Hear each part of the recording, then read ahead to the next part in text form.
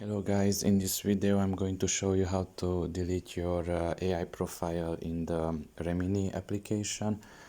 The first thing you need to do is enter the app. Once you have done that, you will be presented by the home page, and you will see the settings option at the top of your right corner. Press on that and you will see here that almost the first option is the delete AI profile, and if you press on it, it will instantly ask you if you want to delete it or keep the profile. Now in my case I just keep it, and basically as far as that goes, it is this simple.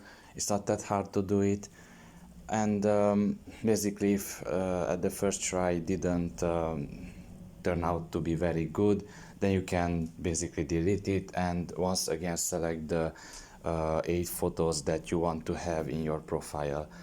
So I really hope this video was helpful to you, and thank you for listening, and see you next time. Bye bye.